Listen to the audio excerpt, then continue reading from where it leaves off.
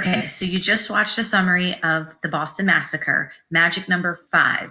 5 years away from the war officially starting, March 5th, but most importantly, 5 colonists lay dead being shot by the soldiers that KG3 in Parliament sent to the colonies to calm these colonists down, not to kill them.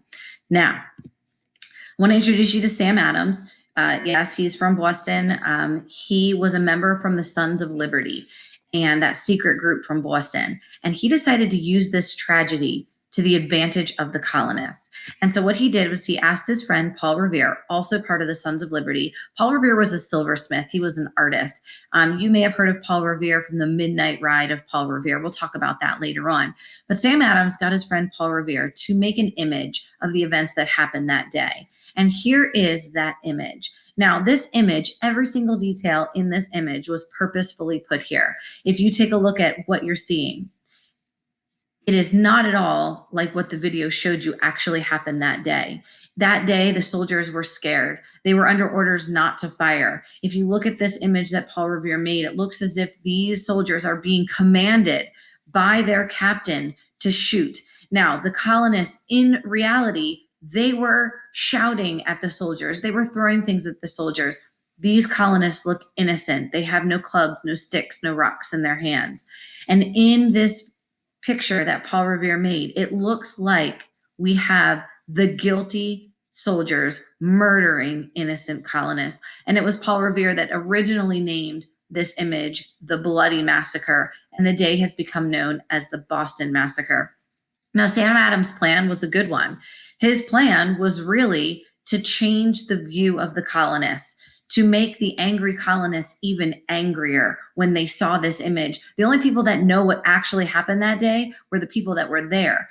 Every other person in the colonies, the only thing that they will know is what they see in Paul Revere's image.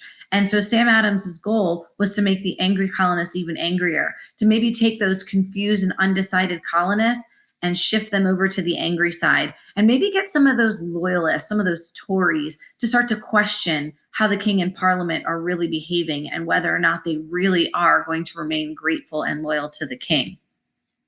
So obviously KG3 in Parliament hear about the Boston Massacre. They hear about the violence in Boston.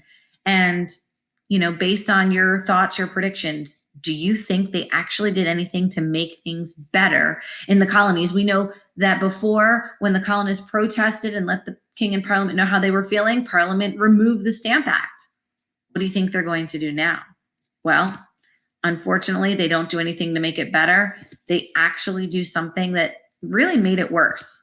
KG3 implemented a new law, and this law was called the Tea Act. Now, his intentions with this were good. There was a business in England called the East India Tea Company that sold tea, and they were going bankrupt. They weren't making any money. So this law basically said that all colonists could only buy tea from this tea company, from the East India Tea Company.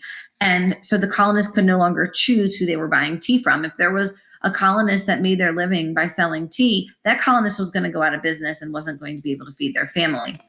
Now, KG3 thought he was doing something good. However, not all the colonists appreciated this Tea Act.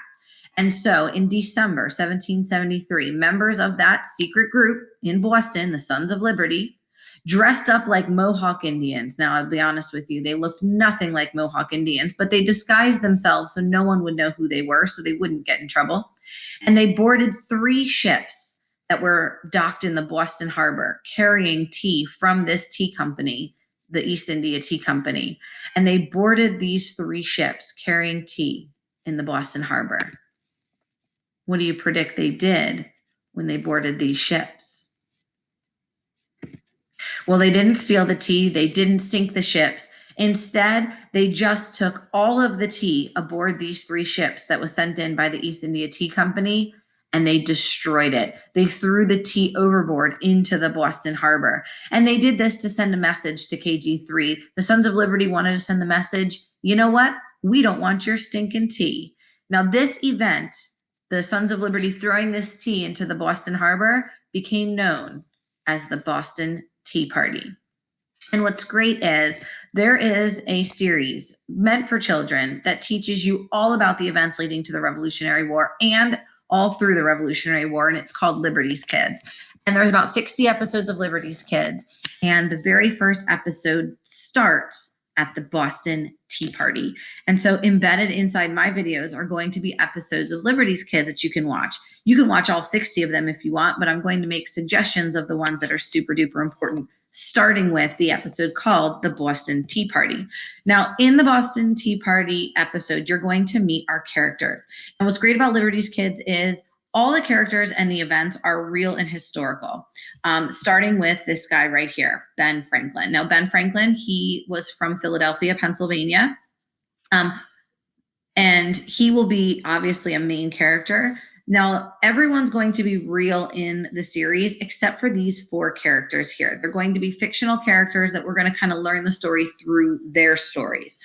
Ben Franklin, even though he lives in Philadelphia at his print shop in Philadelphia where he prints a newspaper, the Pennsylvania Gazette, when the episode starts, he's actually not in Philadelphia. He's over in London, England, because remember, he was sent by the colonists to go speak to Parliament in person. So you're going to see Ben Franklin speaking to Parliament, and you'll find out Parliament's reaction. Are they happy to hear Ben Franklin's opinion, or are they going to accuse Ben Franklin of committing treason? Now, some of the other characters that you're going to meet in Liberty's Kids, you're going to meet James. James is, I think, 16 years old. He actually lives with Ben Franklin in Philadelphia at his print shop, and he really wants to be a reporter. So he's an apprentice of Ben Franklin, kind of learning the ropes of how to do that. And so you'll learn more about James. You'll learn how he came to live with Ben Franklin in Philadelphia. And the next guy I want to introduce to you is Henri. It looks like Henry. He is French. He also lives in Philadelphia with Ben Franklin. You'll come to learn more about Henri in later episodes and how that came to be. The only thing you really need to know about him now is that he loves to eat. So you'll learn a little bit more about Henri. All the way to the right is Moses. Moses is was once a slave, and you'll learn how he earned his freedom. Moses also lives in Philadelphia and works for Ben Franklin. So you'll learn more about Moses and his story. And then the final character I want to introduce you to is Sarah Phillips. We are not related because, again, she's a fake fictional character. Sarah Phillips is from England. However, when the episode starts, she is on a ship.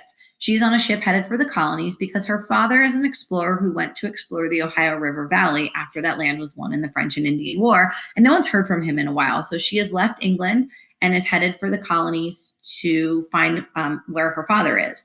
She is going to stay with a close family friend, Ben Franklin, in Philadelphia. Obviously, Ben Franklin isn't there. He's over in England. And so Sarah Phillips was headed to Philadelphia and wait for his return. Unfortunately, the ship that Sarah Phillips was supposed to be on wasn't setting sail. Instead, she got on a different ship, and this ship was headed to Boston. Now, Boston is not a safe place for a young lady to be on her own at this time period. And so Ben Franklin sends a letter to James, Henri, and Moses to leave Philadelphia and travel to Boston to pick up Sarah Phillips and bring her back to Philadelphia. Now, how this is all connected to our story, Sarah Phillips is aboard the Dartmouth, and the Dartmouth is one of the 3 ships that the Sons of Liberty board in December of 1773 when they are protesting this Tea Act in the Boston Tea Party. And so you can kind of see how it's all connected. So I hope you enjoy your very first episode of the Liberty's Kids, and we'll keep learning after that.